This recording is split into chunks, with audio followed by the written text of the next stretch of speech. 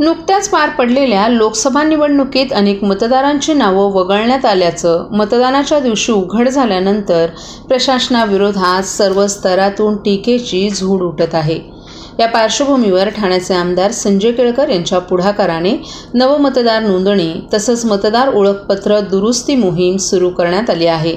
यासाठी 02225333850 या क्रमांकावर संपर्क करण्याचं आवाहन त्यांनी केलं आहे।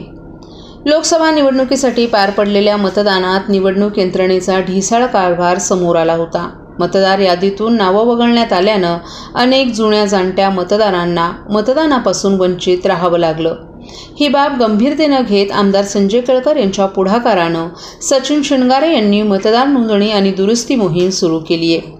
मतदार यादीमध्ये नाव नोंदणी आणि मतदार ओळखपत्रामध्ये दुरुस्ती करण्याकरिता तसंच ज्यांची नावं मतदार यादीतून वगळण्यात आली असतील अशांसाठी विशेष मोहीम सुरू केली आहे। त्यानुसार ज्यांना मतदार नोंदणी करायची आहे त्यांनी स्वतःचा फोटो, आधार कार्ड, वास्तव्याचा पुरावा आदी आवश्यक स्वयंसाक्षांकित कागदपत्रांसह जनसेवा कार्यालय, जय भवानी नगर, मराठी शाळेच्या मागे माजिवडा, ठाणे येथे अथवा श्रमसाफल्य वीर सावरकर मार्ग 3 पेट्रोल पंपाजवळ आरामबाग समोर या पत्त्यावर सचिन शिणगारे यांना 9892766111 या क्रमांकावर संपर्क साधावा असं आवाहन आमदार संजय केळकर यांनी केलं आहे।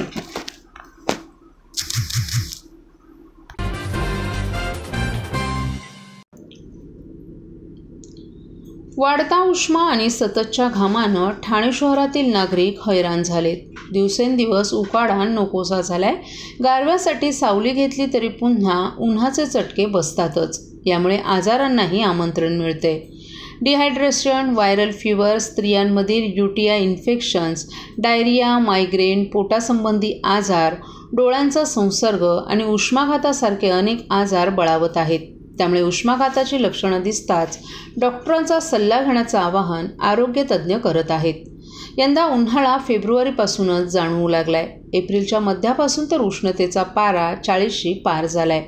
वातावरणातील या बदलामुळे अनेकांना उष्माघाताचा सामनाही करावा लागतोय।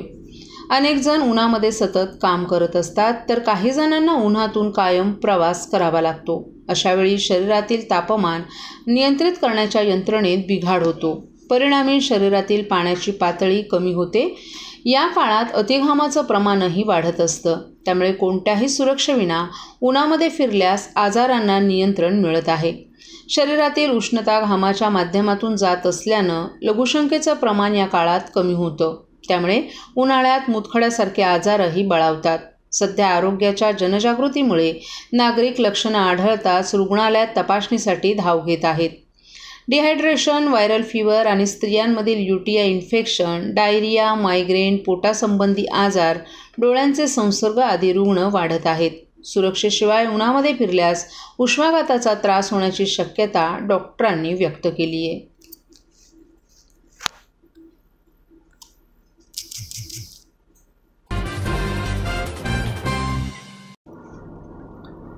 मतदान केंद्रात पंखे नाही, पाण्याची सुविधा नाही, किंबहुना अनेक मतदारांची नावं देखील वगळण्यात आल्यानं एक प्रकारे हा लोकशाहीच्या उत्साहाचा मतदारांचाही अपमान आहे। तेव्हा निवडणूक यंत्रणेच्या बेजबाबदारपणाची चौकशी करून कठोर कारवाई व्हावी अशी मागणी आमदार संजय केळकर यांनी केली आहे। लोकसभेच्या 5व्या टप्प्यातील मतदान सोमवारी पार पडलं। मात्र ठाण्यात मतदान केंद्रांवर संथगतीनं मतदान आणि मोठ्या प्रमाणात गोंधळ पाहायला मिळाला। निवडणूक यंत्रणेच्या माध्यमातून अत्यंत गलथान, भोंगळ आणि बेजबाबदारपणाचं दर्शन मतदान केंद्रावर झाल्याचं पाहायला मिळालं। हा लोकशाहीच्या उत्सवाचा आणि मतदारांचा अपमान असल्याचा आरोपही आमदार केळकर यांनी केलाय। मतदान केंद्रात पिण्याच्या पाण्याची सोय नव्हती, पंखे नव्हते आणि दिव्यांगांना देखील कोणतीही सुविधा देण्यात आली नव्हती। त्यामुळे अनेक जण कंटाळून मतदान न करताच निघून गेले।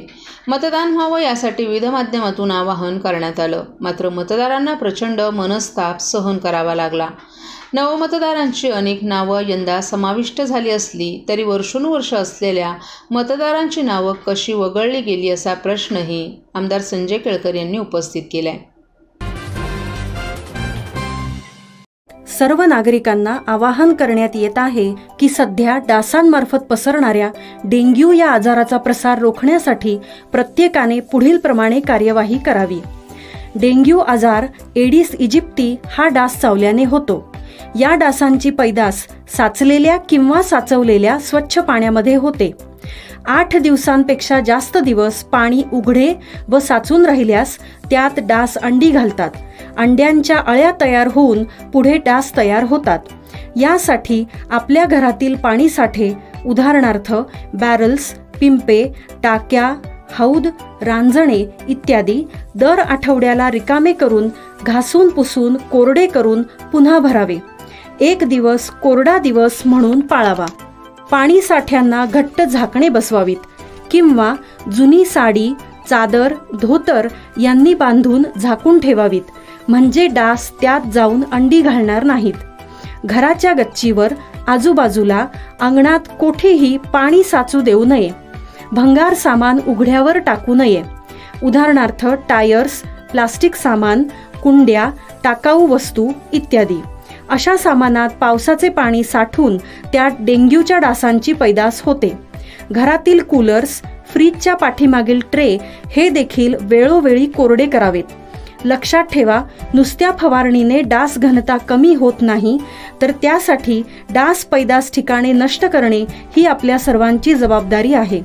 कोणताही ताप अंगावर न काढता जवळच्या शासकीय रुग्णालयात मोफत औषधोपचार घ्या। अशा प्रकारे नागरिकांनी सहकार्य केल्यास डेंग्यूचा प्रसार रोखणे सहज शक्य आहे।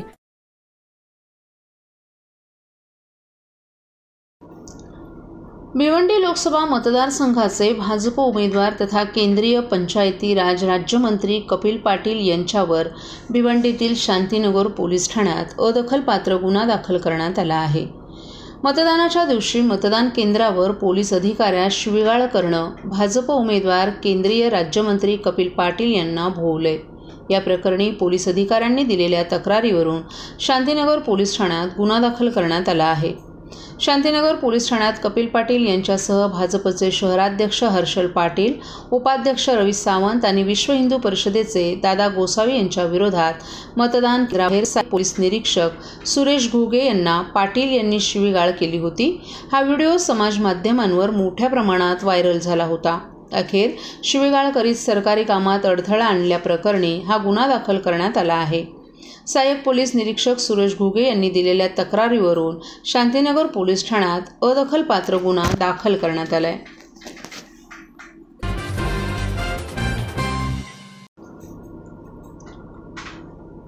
पुणे शहरातील कल्याणीनगर भागात झालेल्या पोर्शे कार अपघातामुळे राज्यासह देशभरात संताप व्यक्त करण्यात येत आहे।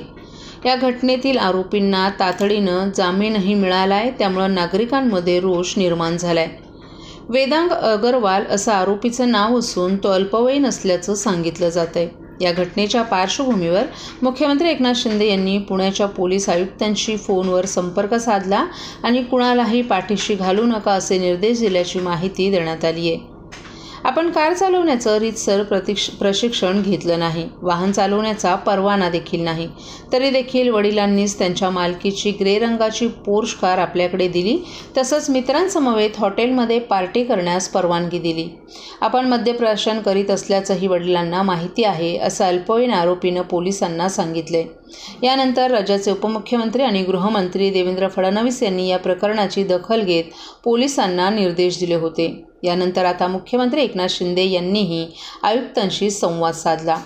मिळालेल्या माहितीनुसार एकनाथ शिंदे यांनी पुण्याचे पोलीस आयुक्त अमितेश कुमार यांना फोन केला। या प्रकरणात कुणालाही पाठीशी न घालता किंवा राजकीय दबावाला बळी न पडता कठोर कारवाई करा असे आदेश मुख्यमंत्री एकनाथ शिंदे यांनी दिलेत।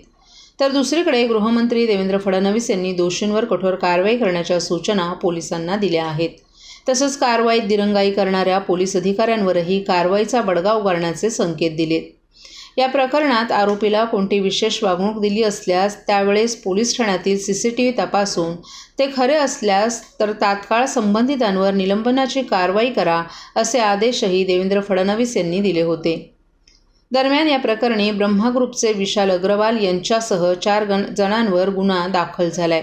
विशाल अग्रवाल यांच्याखेरीज अल्पवयीन मुलाला बार आणि पबमध्ये प्रवेश देणाऱ्या हॉटेल कोझीचे मालक प्रल्हाद भुतडा, व्यवस्थापक सचिन काटकर, हॉटेल ब्लॅकचे मालक संदीप सांगळे, बार व्यवस्थापक जयेश बोनकर यांच्या विरोधातही गुन्हा दाखल करण्यात आला आहे. पुण्यात कल्याणीनगर भागात अल्पवयीन मुलानं मद्यपान करून कार चालवून झालेल्या अपघातात अनीस अवधिया आणि अश्विनी कोस्टा हे तरुण तरुणी मृत्युमुखी पडले असून त्याचे संतप्त पडसाद शहरात उमटत आहेत. आणि गरिबांमध्ये दरी तयार होते. गरिबांना वेगळा न्याय, श्रीमंतांना वेगळा. बिलकुल असं होणार नाही. मी स्वतः पोलीस आयुक्तांशी बोललो आहे. यामध्ये कुठल्याही प्रकारची लापरवाही किंबहुना काही कुणाला पाठीशी घालण्याची आवश्यकता नाही, घातलं जाणार नाही. आणि जे काही नियमानुसार कायदेशीर कठोर कारवाई जी आहे यामध्ये होताना आपल्याला दिसेल आणि ती दिसते. त्यामुळे कुठल्याही परिस्थितीमध्ये कायदा सुव्यवस्था राखण्याचं काम पोलिसांचं आहे. त्याप्रमाणे मी आयुक्तांना सूचना दिलेल्या आहेत, निर्देश दिलेले आहेत.